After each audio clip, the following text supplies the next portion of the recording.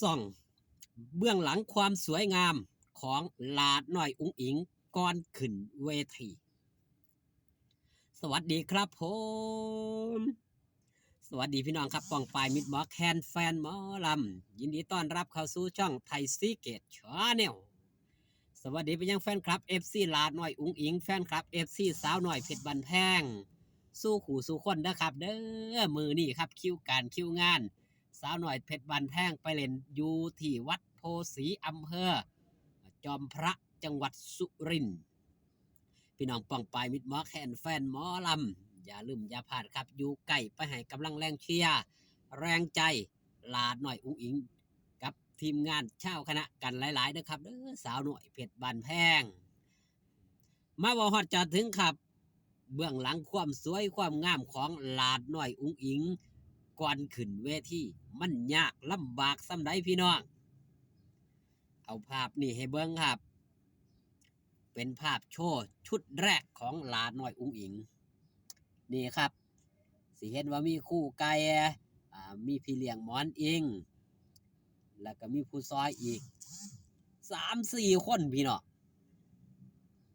3-4คนลุ่มหยุมกันหยุมชุด กลัวสีใส่ได้ลาน้อยอุ๋งอิงเปลี่ยนจากชุดครับในแต่ละคืนชุดแรกเนาะขึ้นไปชุดที่2 3 ชุดอยู่ในล่าว3 ชุดสวมชุดแรกเป็นองค์ประกอบแล้วก็สวมเข้าไปอีกออกมาโชว์แล้วก็แลนลงไปเปลี่ยน โอ้ยขออภัยพี่น้องเขาเสียในว่าเบื้องหลังความสวยความงามของหลาน้อยอุ๋งอิงเนี่ยบ่ธรรมดาลำบากแถมยังครับใส่เข้าไปแล้วมาเจอไฟแสงสีมาเจอไฟสปอตไลท์หน้าเวทีเห็นบอกครับหลาน้อยอุ๋งอิงจะควายพอแต่ร้องเพลงพอจบในช่วงร้องโชว์กับสินฝ้าวแลนหาพัดลมเนื่องจากยังครับมันฮ้อน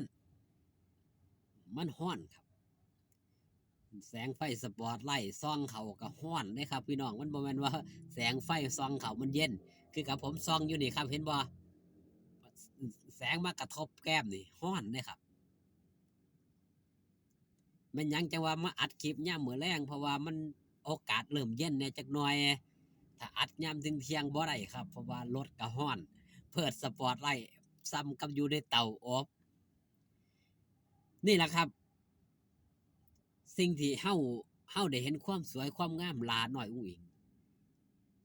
แต่เบื้องหลังนั้นลำบากครับลำบากผู้ที่อยู่เบื้องหลังกว่าสิเสร็จงานออกมาคิดย้อนไปถึงผู้เฮ็ดชุดพุ่นล่ะครับเพราะหยังครับผู้เฮ็ดชุดก็ออกแบบมาเพื่อให้มันถอดได้ออกแบบมาเพื่อให้สวมใส่สวมพอดีกันได้สิเฮ็ดจังไดในเมื่อร้องเพลงหลาน้อยอุ๋งอิงลงมาบ่จักนาทีนี่ล่ะก็เปลี่ยนแล้วจังซี่นะครับเฮ็ดจังไดมันสิเร็วในการออกโชว์บ่ให้โชว์นี่มันหยังครับมันขัดนี่คือสิ่งที่หมู่เฮาเจ้าค่อยได้เห็นความสวยงามด้านหน้าเวทีแต่เบื้องหลัง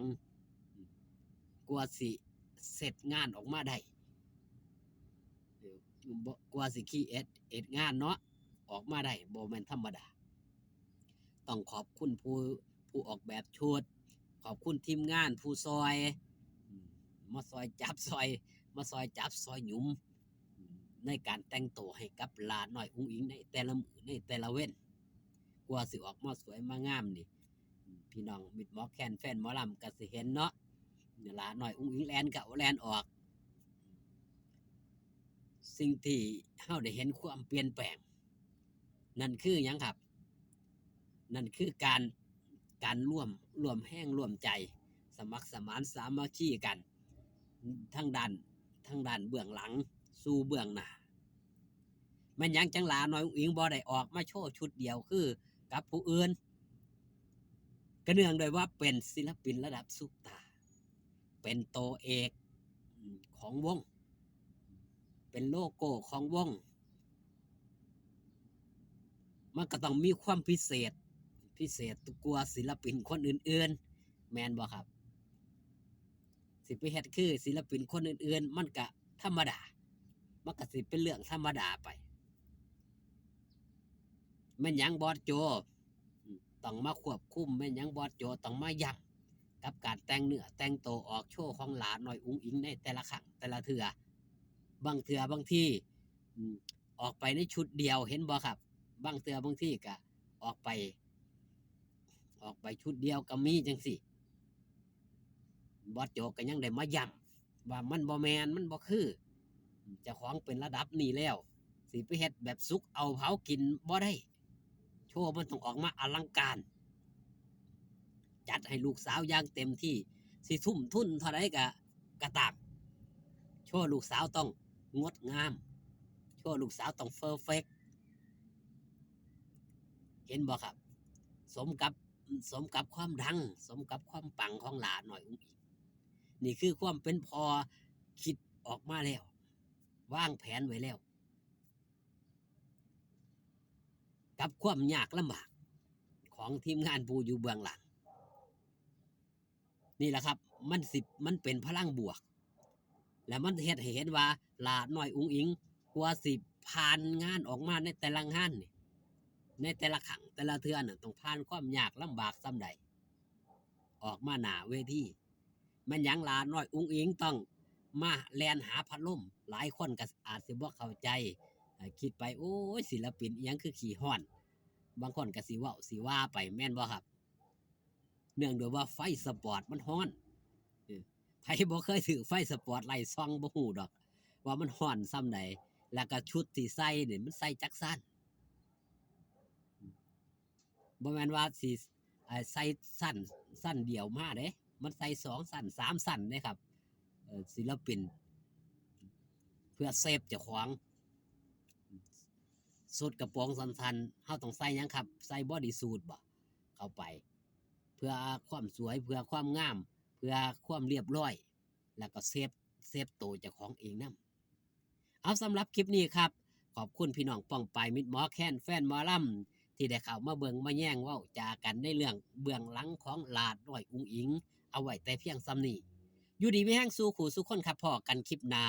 สบายดีครับผม